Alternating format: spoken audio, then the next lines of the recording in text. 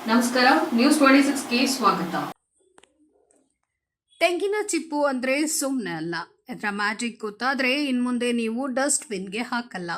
ಆಯುರ್ವೇದದಲ್ಲಿ ತೆಂಗಿನ ಚಿಪ್ಪುಗಳನ್ನು ಔಷಧೀಯ ಗಿಡಮೂಲಿಕೆ ಎಂದು ಪರಿಗಣಿಸಲಾಗುತ್ತೆ.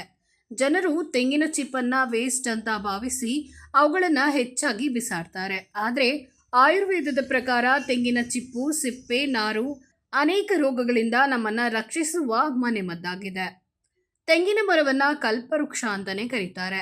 ನನ್ನನ್ನ 7 ವರ್ಷ ಕಾಪಾಡು, ನಾನು ನಿನ್ನನ್ನ 70 ವರ್ಷದವರೆಗೂ ಸಾಕ್ತೀನಿ ಅಂತ ತೆಂಗಿನ ಮರ ಹೇಳುತ್ತದೆ ಅಂತ ನಮ್ಮ ಹಿರಿಯರು ಹೇಳ್ತಿದ್ರು. ತೆಂಗಿನ ಮರದ ಪ್ರತಿಯೊಂದು ಭಾಗದಲ್ಲಿಯೂ ಉಪಯೋಗಿಸುವಂಥದ್ದೇ ಆಗಿದ್ದು, ಅದರಲ್ಲಿ ಬಿಸಾಡುವಂತಹ ತ್ಯಾಜ್ಯಗಳೇ ಇಲ್ಲ. ಅಡುಗೆ, ಅಲಂಕಾರ, ಕೂದಲು ಸೇರಿದಂತೆ ಹಲವು ಉಪಯುಕ್ತ ಈ ತೆಂಗಿನ ಚಿಪ್ಪಾಗಿದೆ.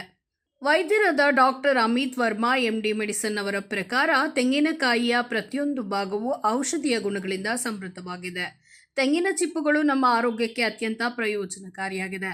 ಇದರಲ್ಲಿ ವಿಟಮಿನ್ ಸಿ, ಸೋಡಿಯಂ, ಪೊಟ್ಯಾಷಿಯಂ ಮತ್ತು ಮೆಗ್ನೀಷಿಯಂನಂತಹ ಹೇರಳವಾದ ಪೋಷಕಾಂಶಗಳನ್ನು ಹೊಂದಿದೆ. ಇದು ನಮ್ಮನ್ನ ಅನೇಕ ರೋಗಗಳಿಂದ ರಕ್ಷಿಸುತ್ತೆ.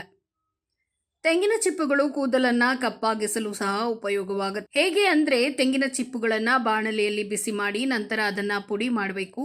ಈ ಪುಡಿಯನ್ನ ತೆಂಗಿನ ಎಣ್ಣೆಯೊಂದಿಗೆ ಬೆರೆಸಿ ಈ ದ್ರಾವಣವನ್ನ ನಿಮ್ಮ ಕೂದಲಿಗೆ ಹಚ್ಚೋದ್ರಿಂದ ಕೂದಲು ಕಪ್ಪಾಗುತ್ತೆ. ಈ ಮಿಶ್ರಣವನ್ನ ನಿಮ್ಮ ತಲೆಗೆ ಹಚ್ಚಿಕೊಂಡ 1 ಗಂಟೆ ನಂತರ ಕೂದಲನ್ನ ತೊಳಿಬೇಕು.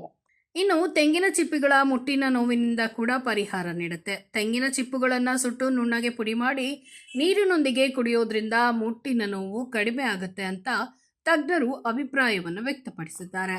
ಇದಾಗಿತ್ತು ಟುಡೇ ನ್ಯೂಸ್ ಅಪ್ಡೇಟ್ಸ್. ಇನ್ನಷ್ಟು ಸುದ್ದಿಗಾಗಿ ನೋಡ್ತಾ ಇರಿ ನ್ಯೂಸ್ 26 ಕನ್ನಡ. ನಾವು ನಿಮ್ಮೊಂದಿಗೆ.